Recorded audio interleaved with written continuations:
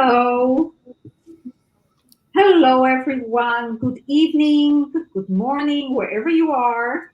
I'm thrilled to have so many here with us tonight at the official launch of the Triumph Framework.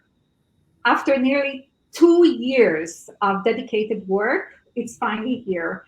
A moment I could not have reached without your incredible support. So I want to start with a heartfelt thank you to each and every one of you for being here tonight. It's time to unpour the bubbly and raise the glass for the first toast.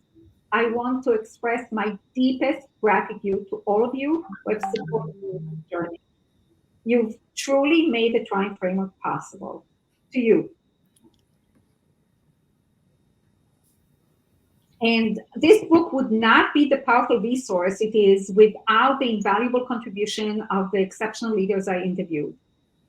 Their experience and wisdom are woven throughout these pages. I see many of you here with us tonight, and I'm really thankful for your input. We're especially fortunate to have two of these amazing leaders here this evening in the studio. Dr. Yoram Benit, CEO of Tait Communications and a longtime colleague, and Lisa Schneider, principal at QESTA Partners and former chief digital officer at Merriam-Webster. Thank you for joining us tonight. It's great to be here. So excited for you. Thank you. As you know, tonight is a celebration, and that's why I'm so excited to have Jessica Weiss as our master of ceremonies. For those of you who don't know Jessica, she's a LinkedIn powerhouse, and she's a recognized happiness expert. Her work focuses on creating thriving workplaces for all. Given the focus on the Triumph Framework, I couldn't think of a better person to guide us through this joyful evening. Thank you for joining us, Jessica. Thank you so much for having me, and congratulations to you. Thank you. Thank you. So, again, thank you for joining us. And thank you so much for all of your kind words about me. And here is my book, which I'm sure everybody here has. You and I have spoken multiple times throughout this process, right? We spoke, months ago, and then we spoke as things got closer and closer to the deadline. So my question for you is, what inspired you to write the book? To be honest, the book isn't exactly what I had in mind at first. My goals was always the same, to give back to future leaders, but the target audience shifted a bit. As a CTO, I originally wanted to help the next generation of tech leaders navigate the rough waters. But after some soul searching, I realized that my biggest struggles weren't around the tech itself. The real challenges were all about leading big transformations, strategic transformation, digital makeovers, agile transformations, any transformation that you can think of, the whole shebang. And then it hit me. The secret sauce to my success was using the same core principles across every single one of those transformations. These principles, which I call the 7-step Triumph Framework, are important for any leader, no matter their area of expertise. After all, every leader needs to be able to handle curveballs and drive change, right? So that's what sparked the idea for the Triumph Framework. Originally, it was just for CTOs, but then I realized that these steps could apply to anyone in leadership role, no matter the department or company size. So the book became a practical guide for anyone who wants to lead effectively and make a real difference. So what drew you to change management and leading through disruption in the first place? Okay, how did I get hooked up on turnaround and leading change? I'm going to tell you a story. It all started over a decade ago when I was a director of engineering at a Fortune 500 company. Let's call it MyCore. Some of the people here tonight will recognize its true name. Please do not share. Director of engineering may sound fancy, right? But it wasn't, not exactly. The company was slashing underperforming divisions and layoffs were rampant. Our division was still chugging along with good revenue, but I had a sinking feeling that our customers were getting restless. They loved our product quality, they loved our online delivery, but speed to market was a different story. It took us a whooping 12 to 18 months to get another release out the door. Any new feature request just pushed the date further down the road. And needless to say, our customers weren't thrilled with our snail pace innovation. And I was concerned that we will lose them and consequently lose our jobs. And here's the thing, losing my job and the job of the 120 team members wasn't an option. We had to adapt, and we had to adapt fast. It was personal, but it was also a major business problem hiding in plain sight. Nobody else seemed to care. We were still making money while other divisions were hemorrhaging cash. My boss, he had bigger fish to fry. So if I wanted this fixed, it was on me. And looking back, those two realizations, recognizing the problem and deciding to lead the solution, were the first step on my path to this C suite. It wasn't some grand master plan, though. It felt overwhelming and out of reach, but I felt I had no choice. So the solution was agile development. We crank out releases every 6 months and get prototypes into customer hands early for feedback. Sounds simple, but the challenge was not figuring it out. It was getting everyone on board. See, I didn't have control of the whole show. My team was just the development side, system engineering, product management, project management. They all reported to different folks. Even my boss didn't have full control. Sales reported to another VP entirely. So, how could I convince everyone else to follow my crazy idea? Here's the breakdown. My team was used to doing things at a certain way for years. And change is scary. I didn't force anything. We brainstormed way to work faster and smarter, all the while facing layoffs. It wasn't easy. I probably drilled work smarter one too many times, and some of them were not shy of telling me that I was way pushing too much. Other teams, since I had zero control over them, I had to create alliances with my peers and convince them to go ahead with my plan. Product was ecstatic that engineering was listening to the customer. Others, not so much. It took a lot of convincing and negotiating to get them on board. One group in particular pushed back hard, demanding more resources that we didn't have to spare. And this is where things got interesting. I built strong alliances with product management and project management, and these groups held the purse strings. And during budget discussions, they were able to divert resources my way so I could take over some of the work of the group that wanted to avoid helping with our plan. But here's the thing, it was about something other than building my empire. My goal was a healthy business. When other groups needed resources, I advocated for them, putting the company first, even if it meant that my own team sometimes got the short end of the stick. That's how I earned the trust of others. They saw I wasn't playing favorites.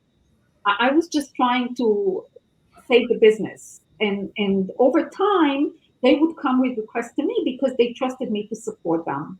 And gaining the trust of your peers, managers, and employees, that's another key ingredient for leadership success.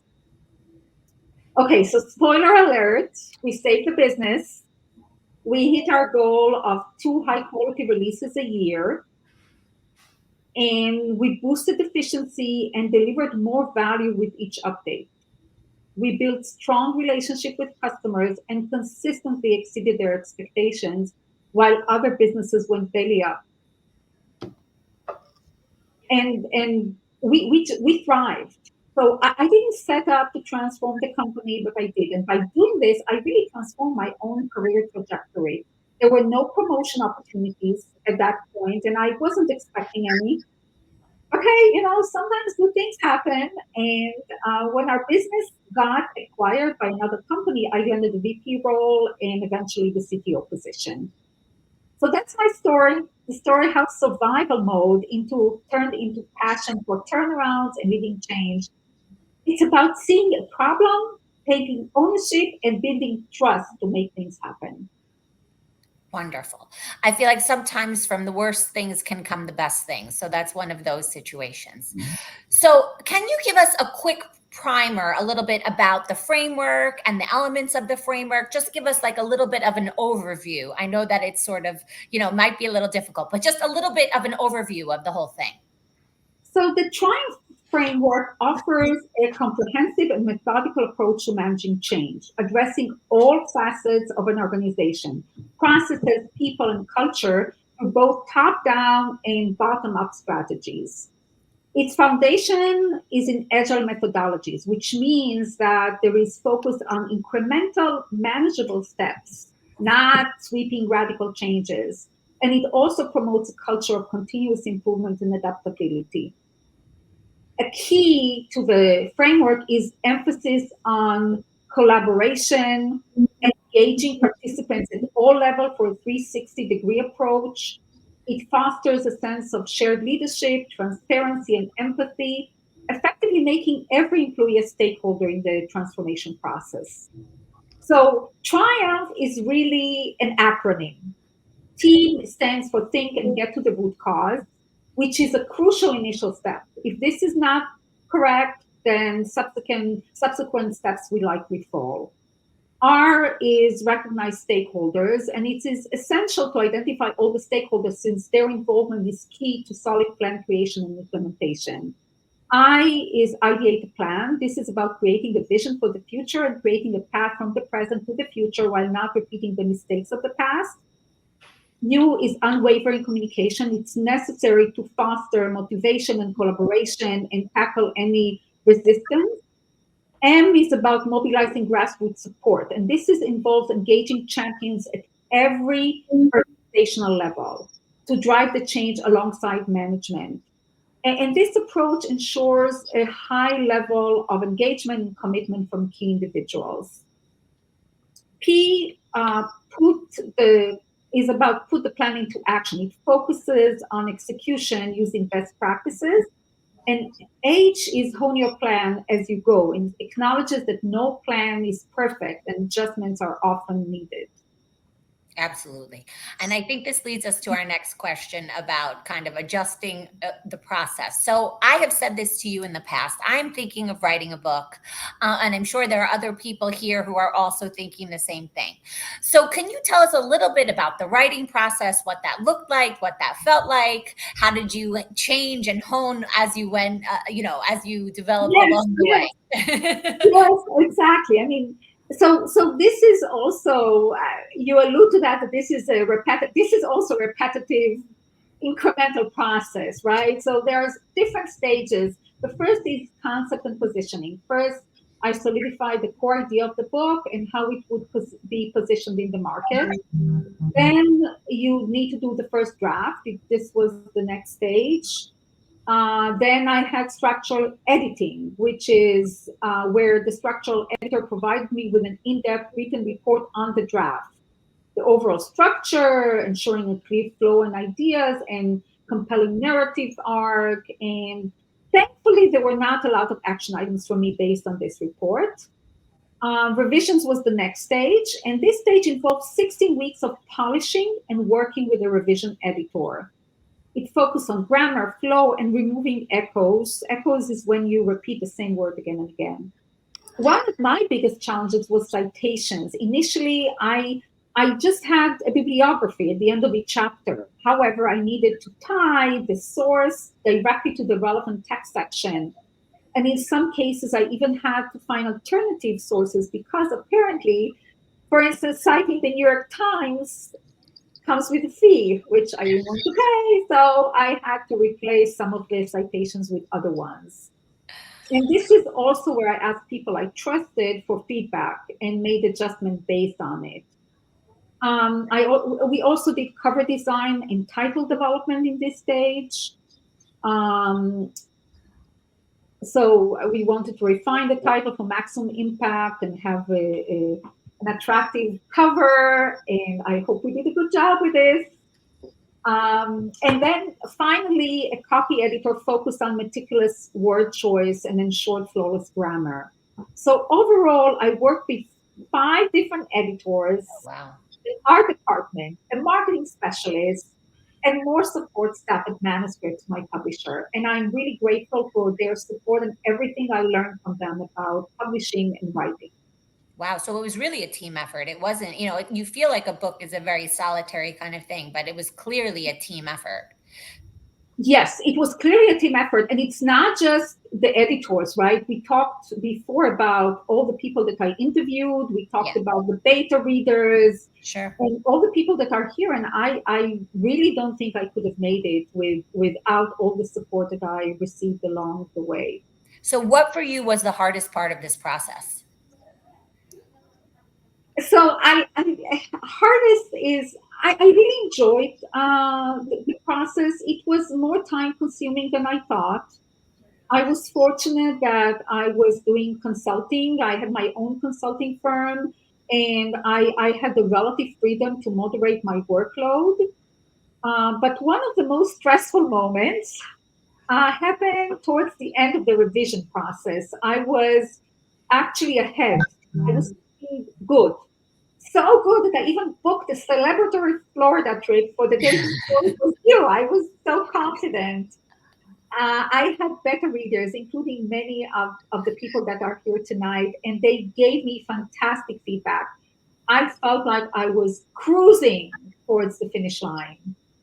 And then, wham, a late response from a crucial reader drew a wrench in my plans. He basically said, those opening chapters may be interesting, but they don't directly support the Triumph framework. You need to streamline and focus on the core message. People love those chapters. They were so provoking. They were insightful. I love them. I really love They them. were your babies. Yes. But this reader had a valid point. I mean, in fact, he was not the first one to say something. My son, Tom, for instance, told me that the chapters were great, but he kept waiting for me to get to the point. And so there were hints even before that maybe it's not, maybe I should not include them. So at that point, my initial confidence turned into a full-blown deadline panic. My flight was booked. My revision editor needed to approve the manuscript before submitting to copy editing. And here I was contemplating a major change. I remember during that day, in the evening, we had a dinner, a family dinner, and my son, Lior, reminded me of my own earlier doubts about these specific chapters. He said, "You asked me if you should keep them. So now is the moment of truth. You must make a decision." Yeah, so that night, I transformed into a revision ninja. Chapter 3, that was really my darling, it had such wonderful stories that I spent days and weeks researching. I really dismantled it. I extracted key points and moved them to other places in the book. And by Friday morning, I chopped all parts of chapter 3 that were not essential and proved to myself that I could do it and that it was better this way. I had a revised plan, and thankfully, my revision team that were really absolute lifesavers at that point. They understood the situation and they approved this plan despite the tight deadline. So the next 2 days, they were a blur of all-nighters. But by Sunday, I emerged exhausted, but with triumph. My revision editor gave the final thumbs up just as I boarded the plane to Florida. Talk about a close call.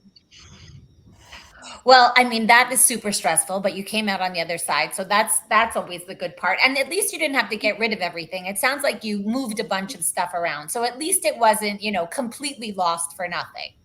Not completely, but a lot of parts were lost. And it's like your babies. You have to grow the babies to make them, I don't know.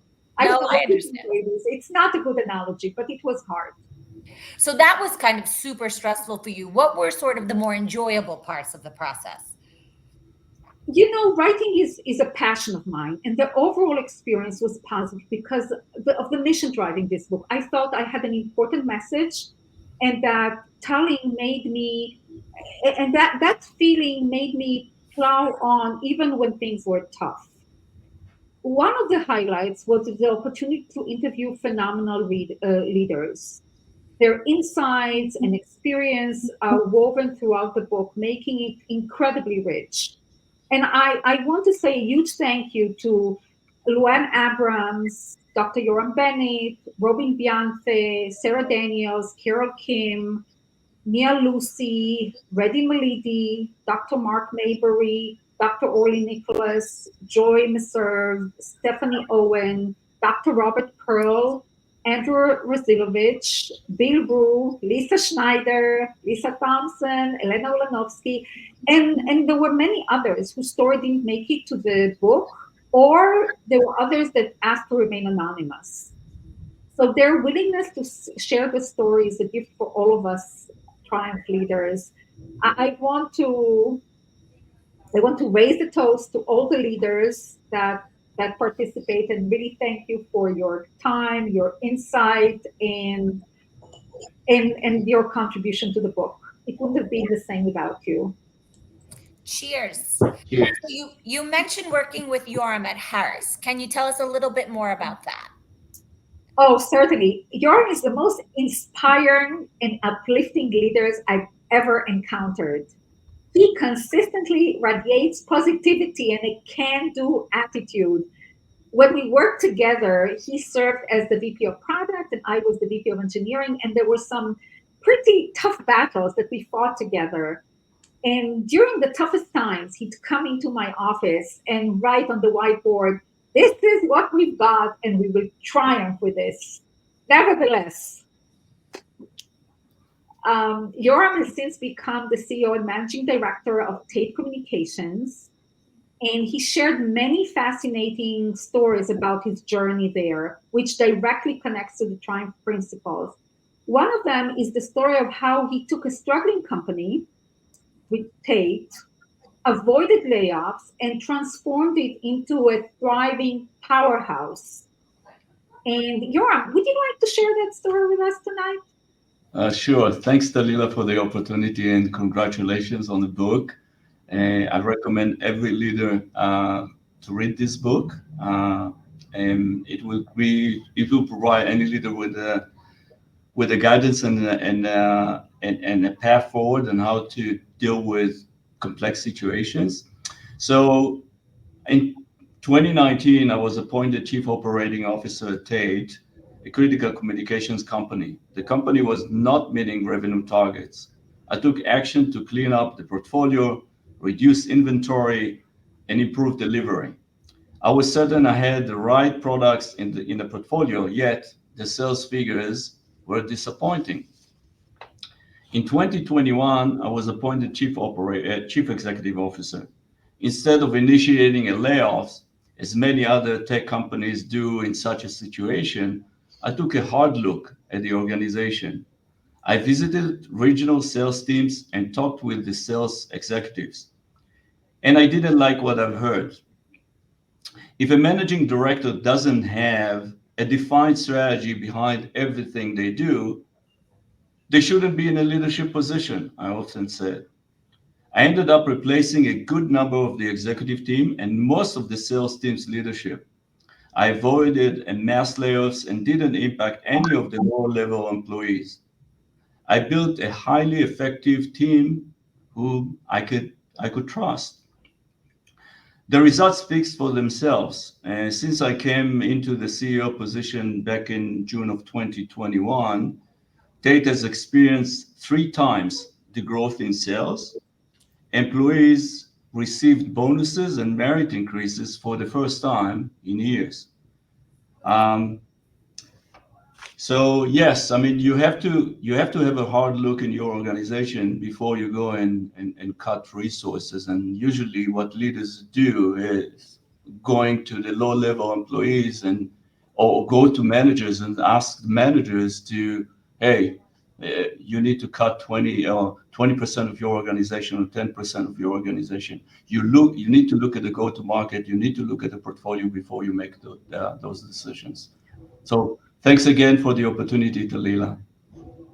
Thank you. I love this story, especially because I think it's really timely given like where we are in the world with everybody, you know, the mass layoffs that we're hearing about in the tech world. It's news that comes at us every single day. And it's really uplifting to hear a story like this that avoided the layoffs, right? And it sounds to me like you were getting to the root of the problem. Now, Talila, is that the chapter that this story appears in? No, it actually appears in the chapter about execution. Now, you know, the one thing that I say is that you need to do all the 7 steps of triumph in order to be successful. So any story in the book could fit into any chapter. I chose to have this story about the Yoram story in the chapter about execution because it talks about how important it is to choose the right team, to have the right team on board in order to be able to succeed.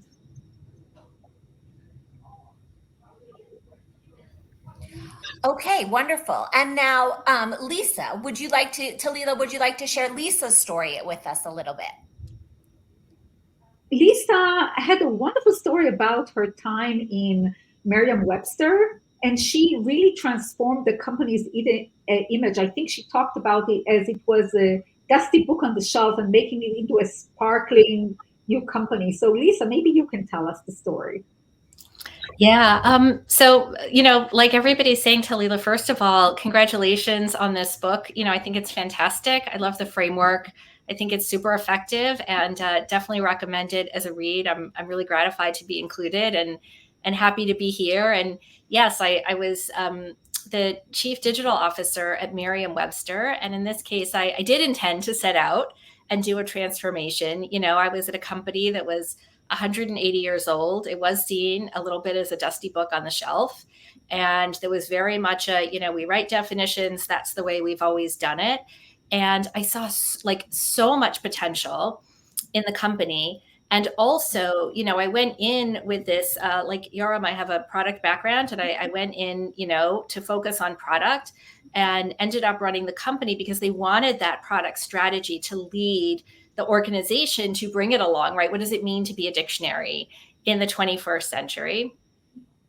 But everyone wanted to keep doing the same old things. And there was this dusty book on a shelf perception, but I was having a great time. Like the people there are so smart and they're fast and they're funny and, you know, language changes. And so they're on the cutting edge of this and it's very clever. And I thought I need to convince, right, 2 sets of stakeholders that Merriam is poised for change and that Merriam should be taken seriously, right, as a digital company. And one was that internal stakeholder, right? Why should we do something new, right? This has worked for us for almost 200 years. And then the other was the public. If I'm going to go out and say, hey, you know, we have a language API, or we're going to partner, or we're going to do AI, and we're going to partner with Moxie, the world's first social emotional learning robot, right? Like, who will take us seriously if they think about us as this, you know, very nice, respected, right, respectable, trustworthy, but dusty book on the shelf? And it occurred to me that since we had so much fun with language in the office, we should actually pull back the curtain on and do that on social media. And so I think it's really interesting to me that people think about social media perhaps as something a little bit on the more frivolous side, but it was a really, I would say, like really intentional positioning strategy in order to get people to understand what it was that we were doing. And also I'll point out that, right, in terms of execution, right, that was one piece, but it was something we could do while we were working on a lot of technical things in the background, but it took months, right? It sort of took months for it to catch. And it's the type of thing where like, you don't know what's going to happen. So the story that actually kind of like caught a ton of attention was, it was almost Memorial Day. And we were having a conversation in the office about like, what's a sandwich, right? Is a tortilla sandwich? Is a taco a sandwich? Is a hot dog a sandwich? So I said, hey, great. We're going to put up a piece about like, you know, 8 things that are actually sandwiches. And because it was Memorial Day, we started with a hot dog as a sandwich. And we went on Twitter and we said a hot dog as a sandwich. And let me tell you that people have very deeply felt feelings about whether or not a hot dog is a sandwich. And so this ended up going viral. It ended up getting picked up by over 200 media outlets, including like the Today Show and, recognizable names. And by getting ourselves recognized on social media, people realized that we were actually very like a contemporary, sassy commentary on current life. And it set us up to be taken seriously for the rest of the work that we were doing, because people realized that we were sort of there and with it and not just the dusty book on the shelf. I love that. That's a great story. In fact, I think I even remember that. And I think that people still continue to quote it, right? They still say, is a hot dog a sandwich? And that's what's great about the book. The book is not like a dry textbook. It really reads with like these kinds of really interesting stories and makes everything, all of your more cerebral points that much easier to remember, because they're stories are so colorful and so interesting. So thank you, Lisa, for sharing your story. That was awesome. Another thing that I really loved about the book is this idea about employee engagement. Do you want to tell us a little bit more about that, Talila? Yes, employees are the biggest asset for any organization. And in order to drive change, you need to get them on board. So if this is a thread that runs through the entire book on how you have to get the employees to be part of the change, and I even have a step for that. I call it mobilize grassroots support, where I say you have to identify champions from all ranks and make them drive the transformation. And the most successful transformation is where employees take it upon themselves to drive it, and they drive and they create this grassroots campaign. Yeah, I mean, I understand. That's so much of the work that I do is around employee engagement. I go into organizations and it's also around getting buy-in. And if your employees aren't with you on your campaign, it'll go nowhere very quickly. That's a critical piece. And I love how you put it in terms of grassroots and champions, because I think that really starts to hit at the idea of really getting buy-in throughout the organization. Thank you. Okay, so I know that we're kind of coming to the end of time. So Talila, do you want to start to sum us up a little bit, or do you want to, how do you want to kind of come to a close of this celebration of triumph? So what I'd like to do is I have a sense of mission with this book. I sincerely want to help as many leaders as I can. And I'd like to ask everyone here to help out. Leave a review, and there are several ways that people can help. Yeah, how can we help? What's sort of the best way that we can help you to get this book out into the world?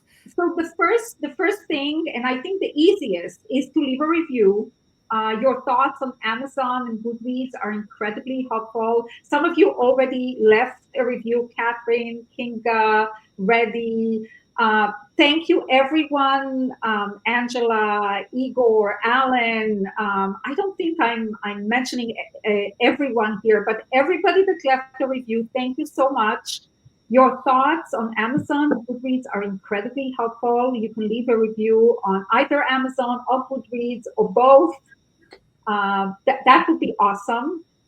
Share a selfie, snap a photo with your copy of the book, perhaps somewhere interesting, and share it on social media or with me so I can share it with my channels. Didn't you promise something to people who shared a selfie? Yes, I did. I promise. Let's see if I can. I have a picture of people that sent me selfies. Let's see if I can share it. Okay. So I'm going to share this window. Am I sharing? We don't see it. Oh, No. There you go. Oh, here we go. So I have a wonderful wine and chocolate a gift basket for a lucky winner that I just pull out of the hat. And I do have, some of the pictures of people that send selfies.